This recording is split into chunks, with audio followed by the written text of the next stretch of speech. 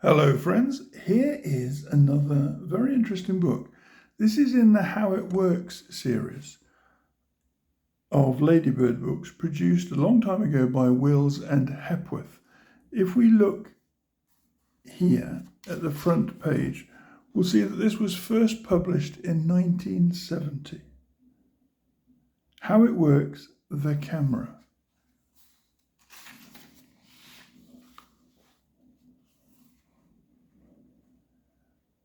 What is a camera? Of course, everybody knows what a camera is. It is a black box with a small circular piece of glass in the front and a film inside. You point it at something, press a button, and when the film is finished, you take it to a chemist or a photographic shop. In a few days' time, there are your pictures. Some good, some not so good, and perhaps some that are blurred and hazy. Now, why were the good pictures good and the others not so good? Why were one or two of them out of focus? What happens in the black box and when the film is being developed? This book will tell you what a camera really is and, by explaining just how the various parts do their job, help you to make a success of a very interesting hobby. Whether you have a simple camera, an expensive miniature, or a cine camera that takes motion pictures, you can enjoy it just as much. All normal cameras, however cheap or expensive, have the same basic parts and work on the same set of principles. They consist of a light-excluding body, a lens to give sharp picture definition, and a shutter to let in the light when required. They also have a film winding mechanism, a release to operate the shutter, and a viewfinder you look through to see the subject you are photographing.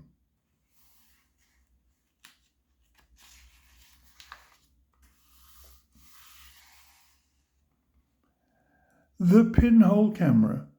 Actually, the simplest form of camera has few of the features mentioned. It is known as the pinhole camera. Although not practical for everyday photography, pictures can be taken with it. You could make one at home. You need a rectangular box, an OXO carton will do. Different sized boxes can be obtained to take different films. Cut a hole in the bottom of the box and line the inside with black paper, or you can paint the sides black if you prefer. Next, take a piece of opaque material like tinfoil used for cooking and trim it to fit over the hole you have cut. Stick it down with adhesive tape. With a fine needle or a pin, pierce the centre of the foil. You can make a shutter from a strip of adhesive tape with a pad in the middle to cover the pinhole. Obtain some film from a photographic supplier and, in a darkened room, fix a piece inside the box lid with the emulsion side, the dull side, towards the camera front. Put the lid tightly on the box, taping around the edges if necessary. Your camera is now ready for action. Put it on a table facing a window, unstick the shutter, and leave it off for a good 15 minutes before sticking it back in place again. Now, take the film out in the dark, wrap it up carefully in light-proof paper, and take it to be developed. When you get it back, you should have a picture of the view through your window.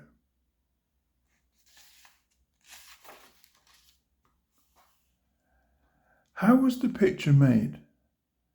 When you place your camera facing the window and opened the shutter, rays of light coming through the window met the front of the camera. Most of them were dispersed, but one ray from each part of the scene being photographed was able to pass through the pinhole and strike the film. Light can only travel in straight lines, so the rays from the top of the scene would strike the bottom portion of the picture, and those from the right would strike the left of the film, and so on. The complete image on the film is therefore upside down and wrong way around. To get a picture that is right way around, the image on the film, or the negative, must be transferred onto photographic paper. Because the pinhole is so small, very little light is able to get through it, and that is why an exposure of several minutes is necessary to produce an image on the film. It means that the camera and the subject being photographed must remain perfectly still for quite a long time. If the hole is made larger to shorten the exposure, too many rays of light will enter the camera and a blurred image will result.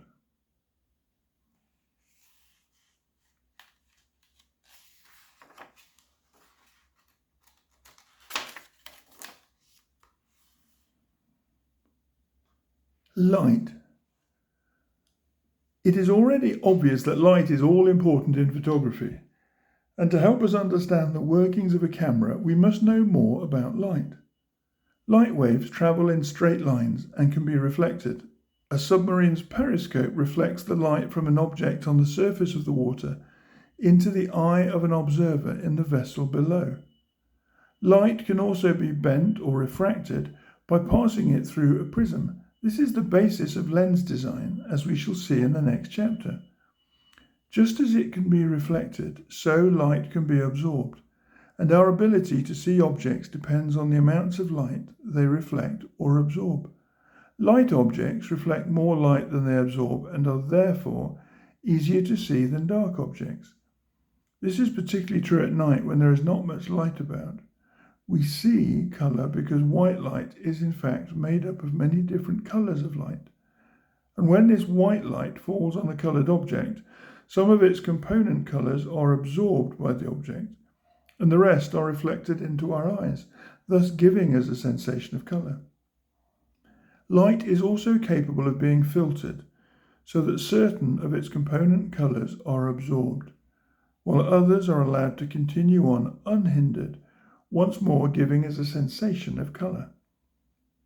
Photography is nearly always concerned with light that has been affected either by reflection, refraction, or absorption, hardly ever with the source of light itself.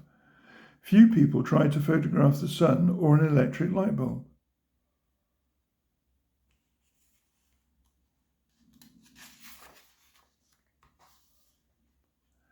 The lens.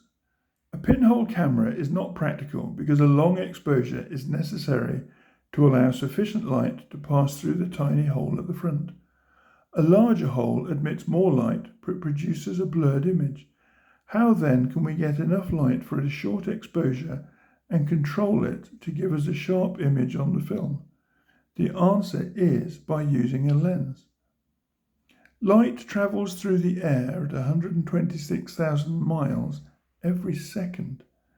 Glass is more dense than air, so light travelling through glass is slowed down and its direction of travel is changed, i.e. the light is refracted. If we take a prism and send a single ray of light through it from a given source, the ray enters at an angle to the side of the prism. It is refracted as it passes through the glass and emerges from the other side of the prism at the same angle at which it entered. If we now put two prisms base to base, we will have two rays of light from the same source, one passing through the upper prism and one through the lower prism. Both rays of light enter, are refracted, and leave at identical angles so that they come together again at the other side. A lens is formed by a single circular piece of glass scientifically ground into a series of tiny prisms.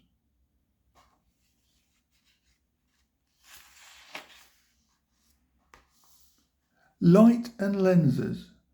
With a lens fitted to the front of a camera, we can let in more light, and if a film is placed at the spot where the light rays meet after passing through the lens, we will get a sharp image. The distance between the lens and the meeting point of the rays from a distant object is known as the focal length of the lens. Where the rays meet is the focal point. Lenses are ground to give a particular focal length which cannot itself be altered. Light has to enter the lens at a certain angle, if the rays are to meet on the film.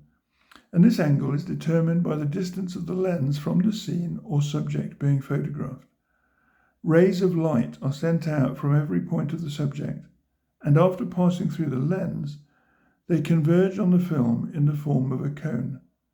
If the subject is the correct distance away, the rays will meet at the point where the film is placed and a sharp image will result. But if the subject is too far or too near, the rays will meet either in front of the film or beyond it, and instead of sharp points of light striking the film, it will be covered in tiny circles of light, giving an indistinct and blurred effect.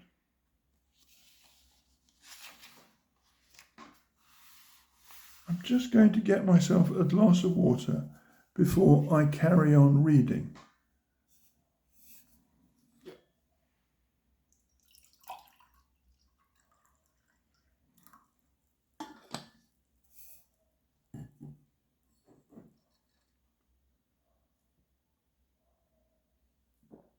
Oh, I tell you, that is much better. Now, let's have a look. Focusing and F numbers. Simple cameras are fitted with a small fixed focus lens, and although they're made to give the sharpest picture at a subject to camera distance of about 5 meters, they will give passable results as close as 1.5 meters or as far away as, say, 30 meters. This is because angles at which the rays of light enter the small lens do not vary greatly over these distances. The pictures are blurred, but not noticeably so. The fixed focus arrangement does not work with more expensive cameras with big lenses. In these, it is necessary to provide a method of moving the lens forward or backward in order to vary the lens to film distance for different subject to camera distances.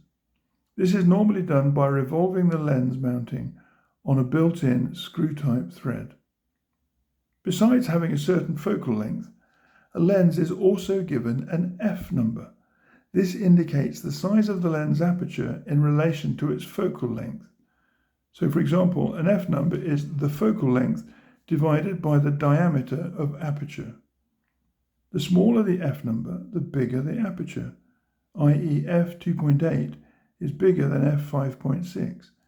In the better cameras, lenses can be adjusted to any one of several F numbers, according to the light conditions by means of an iris diaphragm. The aperture can be opened, made bigger on a dull day, or stopped down, made smaller in bright sunshine.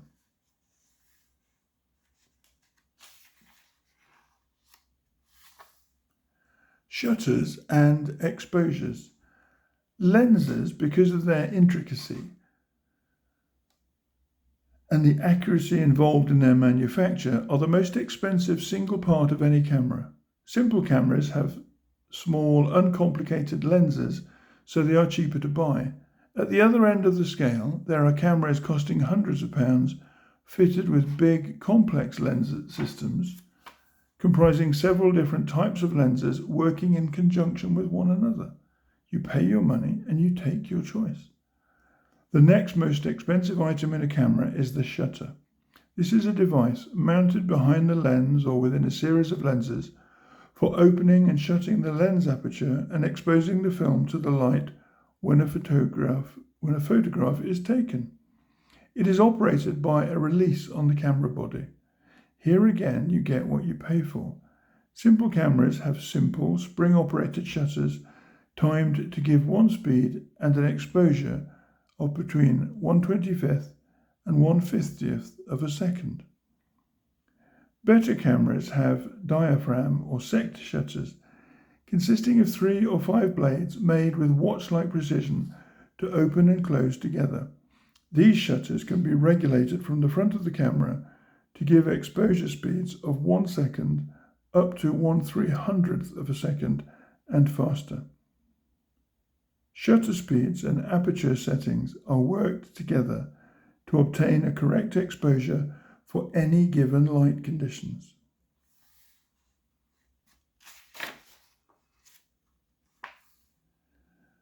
Depth of field. Depth of field is an expression used to describe the distances in front of a camera within which a sharp, well-focused picture can be obtained. If we take A as the point nearest the camera at which a sharp image obtainable, and B the maximum range of focus, The distance between A and B is the depth of field. Small lenses and small aperture openings give the greatest depth of field because there is less variation in the angle at which the rays of light enter the lens. Large lenses and wide apertures give shallow depths of field. Simple cameras need no preparation before taking a photograph. You just aim and shoot. With better cameras, there are 3 things you must do first. You must adjust the lens focus to the correct distance, then open or stop down the lens aperture according to the brightness of the light, and finally adjust the shutter speed to give the right exposure for the aperture setting that you have chosen. The relationship between aperture and shutter speed is all important. A wide aperture will require a short exposure, a small aperture a longer exposure. Bearing in mind the limitations in depth of field imposed by wide aperture settings, a smaller aperture with longer exposure is usually the better combination. Something like f/16 at 1/50th of a second is a good average for bright weather conditions.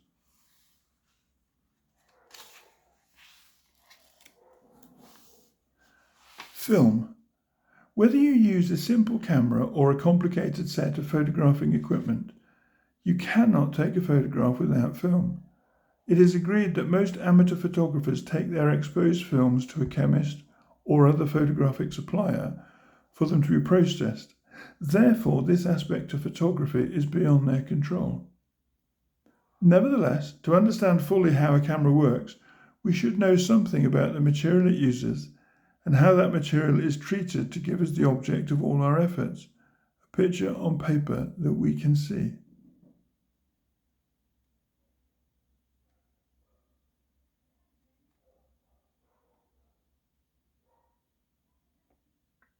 A black and white photograph is an image in silver.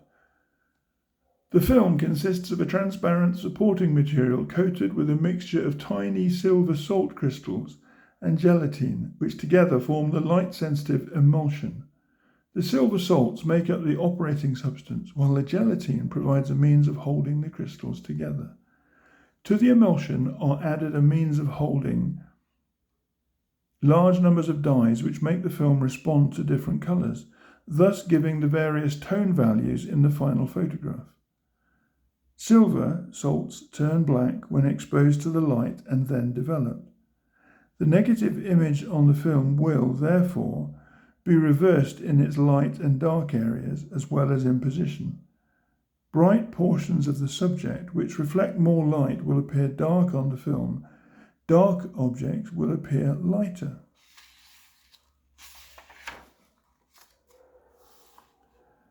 Loading the camera. Although roll films are available to fit certain types of camera, the great majority of inexpensive cameras bought today are of the film cartridge type. More expensive ones usually take a 35mm film cassette. To load a cartridge, it is simply necessary to open the back of the camera, place the cartridge in position in its holder, and close the camera again. The winding handle engages in a sprocket on the cartridge, enables the film to be wound into the correct positions for exposing. Numbers printed on the film backing paper appear through a little window in the camera back to tell you how far to wind for each exposure. Some winding mechanisms are made to stop automatically at the right place. With 35mm cameras, the cassette is placed in position and a leader length of film is fed onto an empty spool provided for the purpose. The camera back is closed and the winding mechanism draws the unexposed film out of the cassette and onto the spool. When all the exposures have been made, the film must be wound back into the cassette, which can then be removed from the camera and taken for developing. Your camera must never be opened up once it is loaded, because light will immediately fog the film, which will then be spoiled. Types of film, speed and grain. A photographer's choice of film is not only one of size or camera loading, There are also different kinds of emulsion which affect a film's speed and its colour sensitivity, i.e. its ability to reproduce the natural colours of a scene in black, white and varying tones of grey. All the popular black and white films are panchromatic. This means that the emulsion is more or less equally sensitive to all the component colours of white light and therefore records the brightness of different colours fairly accurately in tones of black and white. Films react to light at different speeds. Fast films react quicker and are useful for the low light values of winter, dull days and indoor photography. Medium fast films give excellent results for all normal purposes, and slow films give extra high quality pictures. Film speeds are indicated by their ASA numbers, usually marked on the carton. The greater the ASA number, the faster the film. Of course, film speed must always be taken into account when adjusting the camera's aperture and exposure settings. Finally, we come to grain. This is not very obvious on small prints, but becomes apparent in enlargements as a speckled effect on the print. Generally speaking, fast films have a coarse grain. Slow films have a fine, less noticeable grain.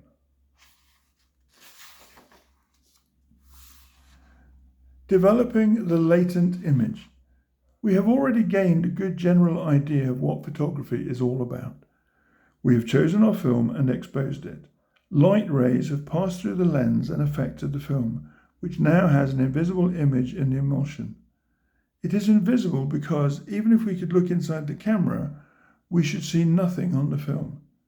This invisible something is known as the latent image, and we now have to make it visible, i.e. we have to develop it.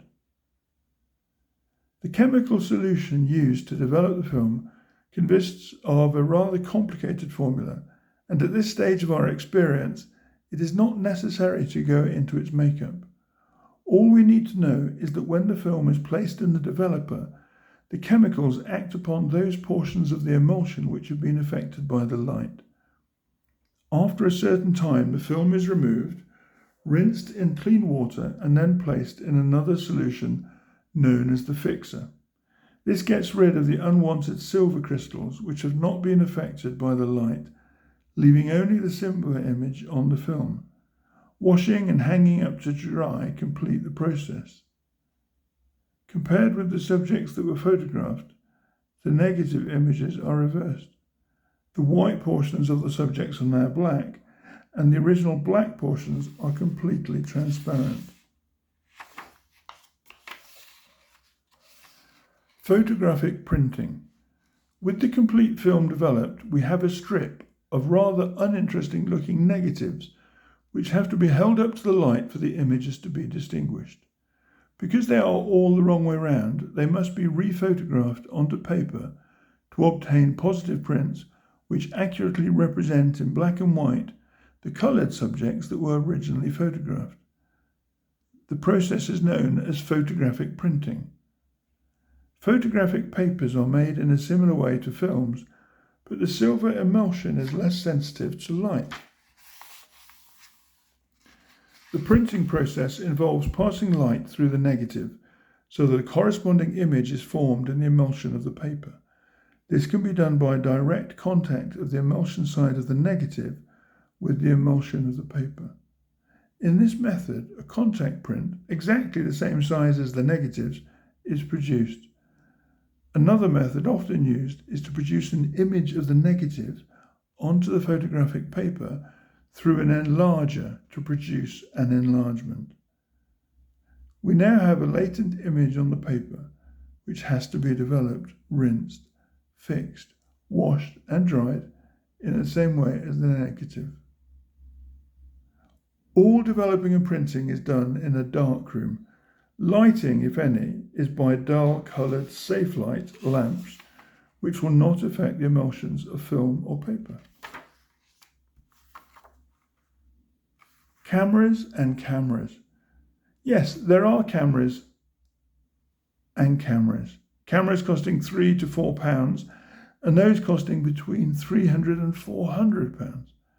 Beginners will do well to start with an easily operated camera, like one of the film cartridge or 35mm types. These range from the simple varieties with no settings to worry about, like the semi-automatic, Instamatic and similar designs, to the cheaper 35mm cameras with some aperture adjustment and 2 or 3 shutter speeds.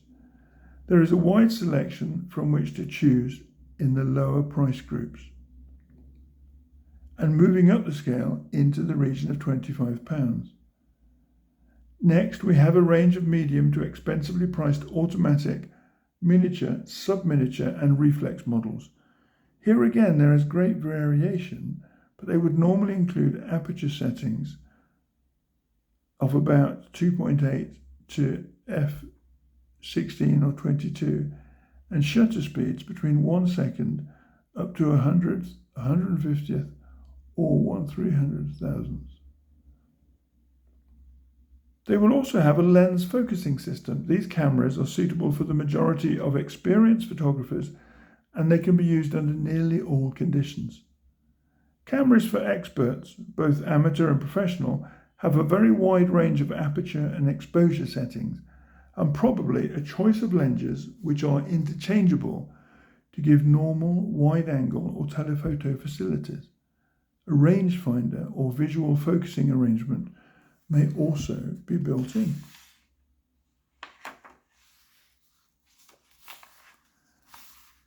Instant photographs. Sometimes it is useful to be able to see a photograph as soon as possible after it has been taken, perhaps in police work or for newspapers, or to check the exposure when shooting an important picture. With a Polaroid land camera, a black and white print can be produced in about 15 seconds or colour in about 1 minute. The camera uses 2 rolls of film material instead of the usual one. One roll is a paper negative, the other is a special kind of printing paper that is not affected by the light. After each exposure, a tab at the back of the camera is pulled up. This draws the exposed negative and the printing paper between 2 stainless steel rollers. A small container full of developer in jelly form is attached to the end of the printing paper, and as the 2 papers pass in contact with each other through the rollers, the container is broken and the developer is spread between the negative and printing surfaces. The developing action is very quick, a matter of seconds, and when the printing paper is removed from the camera, there is the picture. A wipe over with a chemically treated pad and the print is fixed.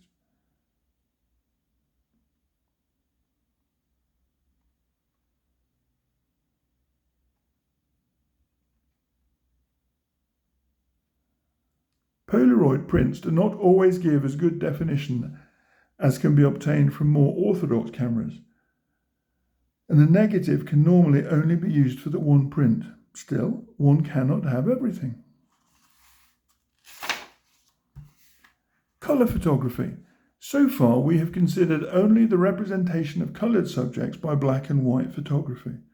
Colour photography, of course, gives a much more natural effect because we can produce on paper or film the scene as we actually see it. White light is made up of all the colours of the rainbow, or, to be more scientific, of the spectrum.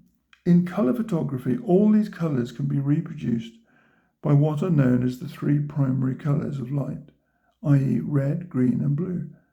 If we shine a red light, a green light and a blue light onto a screen, we get white light. Yellow light can be obtained by taking blue light away from white light, because yellow is the complementary colour of blue. White light minus green light produces magenta, a mixture of blue and red light. White light minus red light produces a mixture of blue and green, known as cyan. Magenta is complementary to green and cyan is complementary to red. We now have 2 sets of colours, the primaries of red, green and blue, and the complementaries of cyan, magenta and yellow. Thus we can add red, green and blue to produce white light, or subtract cyan, magenta and yellow from white light to get back to the original colours. Colour photography is most concerned with the second or the subtractive process. The colour processes. There are two main types of colour photographs: colour prints on paper which you look directly at, and colour transparencies on film which you project onto a screen or look at in a viewer. Colour prints need colour negatives. These have 3 layers of emulsion, spread one on top of the other. Blue light from the photograph subject affects the top layer, green the middle, and red the bottom. Each layer of emulsion contains a chemical coupler which reacts in the developing solution to produce negative dye images: yellow in the top layer, magenta in the middle, and cyan at the bottom. The original whites are now black. The printing paper also has 3 layers of emulsion, each followed by a dye and sensitive to one colour. During the printing process, the yellow, magenta, and cyan images of the negative produce positive blue, green, and red dye images on the paper to give a faithful reproduction of the original subject. Film for colour transparencies is again made in 3 layers, each containing chemicals called dye formers. The film is first developed as for black and white to produce a black and white negative image in silver. The remaining silver salts are then exposed to a bright light and placed in a special colour developer. During the following operations, the negative image is removed and dye images are formed which match the colours originally photographed.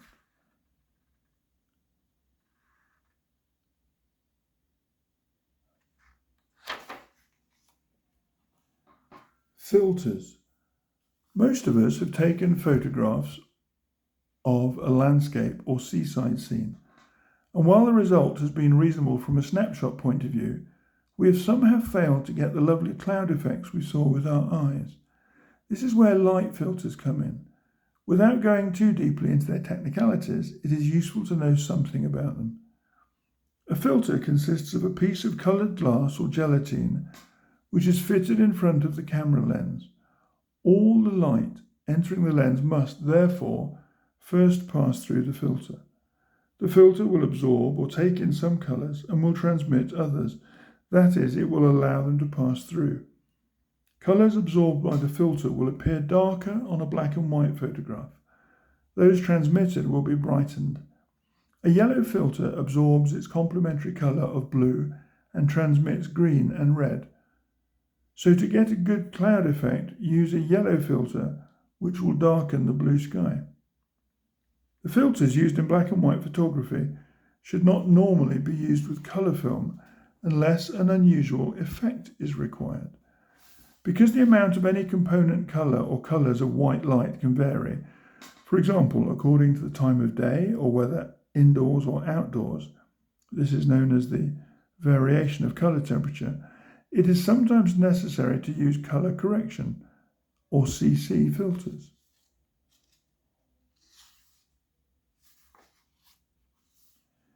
Viewers, rangefinders, and accessories. There is one part of a camera we have so far said little about: the viewfinder. All cameras have some sort of viewfinder to enable you to see the scene or the subject you're photographing. In each instance, what you see within the area of the viewfinder will record on each photograph you take. Cameras held at the waist have a viewfinder with a lens at the front, a mirror to reflect the image upward, and a screen on which the image can be seen. Eye-level cameras use an optical viewfinder, in many cases with a bright line frame in which to compose the picture, rather like looking through the wrong end of a telescope. As photographers become more experienced, they usually buy better cameras. They may also use more accessories to help them obtain higher quality pictures. They have a rangefinder with which distances can be accurately measured. This shows 2 images, one fixed and the other movable.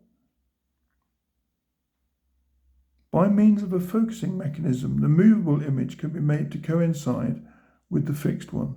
The correct distance is arrived at when the 2 images match exactly so that they appear as one. Other accessories may include flash equipment, an exposure meter to measure light intensity, filters, lenses to give accurate focusing at short range for close-ups, and a lens hood to prevent stray light from striking the lens. Using the camera. It has already been said that there are cameras and cameras, but in the long run, a photograph is only as good as the photographer. That's you. Expert photographers can make successful pictures with the simplest equipment, while inexperienced ones can ruin a photograph even though using the most expensive cameras. With a simple camera, it is all quite straightforward. You simply aim and shoot, and so long as the camera and subject are kept perfectly still and the weather is fine and bright, little can go wrong. With better cameras, there is more to do. The shutter speed and aperture can be accurately adjusted to give good, bright results and action pictures in not-so-good weather conditions. If you use a filter, you'll need a wide aperture or longer exposure because the coloured glass absorbs some of the light. For action pictures, you will need a fast shutter speed so that you can stop the action and obtain a sharp picture. For given light conditions, a short exposure must be balanced by a wider lens aperture. Fast-moving objects like racing cars and speedboats should be photographed by panning the camera, i.e. following the object in the viewfinder and releasing the shutter during the movement. Everything except the object will be blurred out, but this adds to the effect of speed.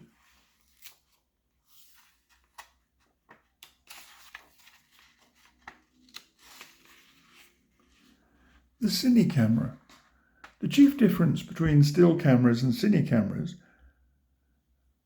is that one takes single photographs while the other takes a series of photographs joined together on a long length of film. In a still camera, the film is wound on after each exposure, but in a cine camera, an electrically operated film transport mechanism drives the film at the required speed to enable exposures to be taken in rapid succession. Cine film can be supplied in a self-contained cartridge, a popular system in many modern cine cameras, or wound onto a spool. This is known as the take-off spool. Another empty spool is already in the camera, waiting to take up the lengths of exposed film. This is the take-up spool. The full take-off spool is loaded into the camera, and the loose end of the film is threaded through the mechanism and attached to the empty take-up spool. Between the two spools is a gate consisting of two polished pressure plates, the one facing the camera lens, having a rectangular hole through which the film can be exposed to the light. The job of the gate is to hold the film perfectly flat as it passes the lens aperture, so that the subject being filmed can be properly focused onto it. Film cartridges work on a slightly different system, but the same principles apply. See the diagrams opposite. And that's where we look at these particular cameras.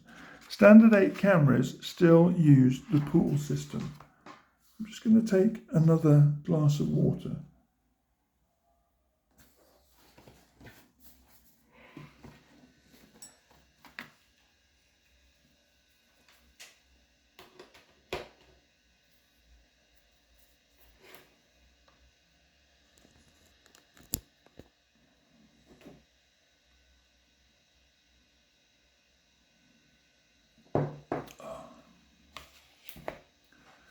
How the cine camera works. Cine film is divided up into frames, and each frame takes a separate image as the film runs through the camera. From what we have already learned about photography, we know that film must be kept still at the moment of exposure. Cine film is no exception, and each frame, as it passes through the gate and in front of the lens, must be held stationary at the instant of exposure.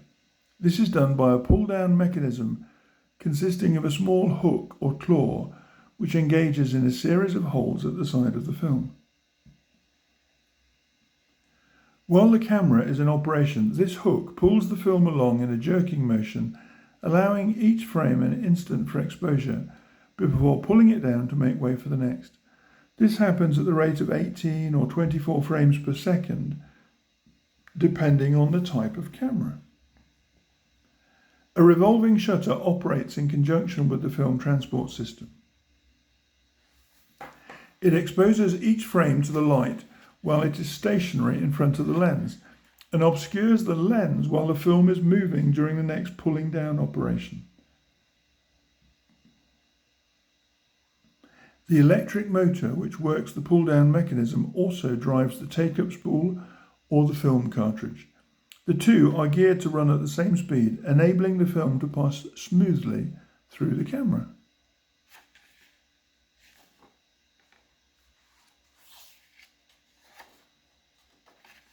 Types of cine equipment. Because the shutter of a cine camera is synchronized with the film frames as they pass in rapid succession through the mechanism, the adjustment of exposure has to be done solely by opening or stopping down the lens aperture. Small, inexpensive cine cameras have a fixed focus lens with only one or two aperture settings. They can, therefore, only be used satisfactorily at certain distances and in good light conditions. The difference between the cheaper and the more expensive cine cameras depends partly on the size of film they take, 8mm, 16mm or 35mm, on the type of lens equipment fitted and on the refinement of the working parts. There are variable speed cameras in which the film can be run at different speeds, normal for natural action shots, fast for slow motion, or slow for fast motion. Many cameras are now provided with a zoom lens, which has largely done away with the need for different lenses to cover long distance and close-up shots. It can bring the subject nearer or take it further away without upsetting the focus. This system is well demonstrated in television coverage of sporting and other outdoor events. Photography, still or cine, makes a fascinating hobby. With the knowledge that you now have, a camera and practice, you should obtain some very satisfying results. And finally, as we close this little read, here are some useful hints when using a camera. A blurred image on a negative probably indicates that the camera has moved during exposure.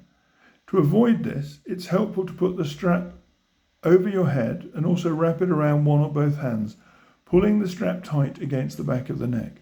Holding the camera in both hands, stand with your legs apart, dig your elbows into your sides and hold your breath at the moment of exposure. The action of pressing the release button should be one of squeezing rather than pressing, thereby avoiding moving the camera downwards. The ideal situation is, of course, the use of a good solid tripod. When looking through the viewfinder eyepiece, you should see a clear view of the subject you're photographing. But to achieve this, the viewfinder eyepiece should be held as close as possible to your eye. This will ensure that you have the correct field of view and enable you to make any adjustments you wish to the composition before taking the picture. You can determine the distance of the subject being photographed from the camera by measurement, by pacing, or by intelligent guesswork, and with a little practice you should be able to estimate correctly. If you pace the distance, you can regard one pace as about 2 3/4 feet. Well, that finishes our book about the camera with some useful hints. At the back we've got a nice index to refer to whenever we want to. And there we have how it works, the camera. A Ladybird book, and if we go back to the start, we can see that this book was first published by Wills and Hepworth a long time ago in 1970. I hope you've enjoyed that. If you've got some cameras that are of the type that you see in the book, drop me a little comment in the space after the video, and it'll be interesting to see what you've been using, how long you've been using those sorts of cameras, and maybe whereabouts in the world you've been taking your pictures. Thanks for being here with me as I read through how it works, the camera.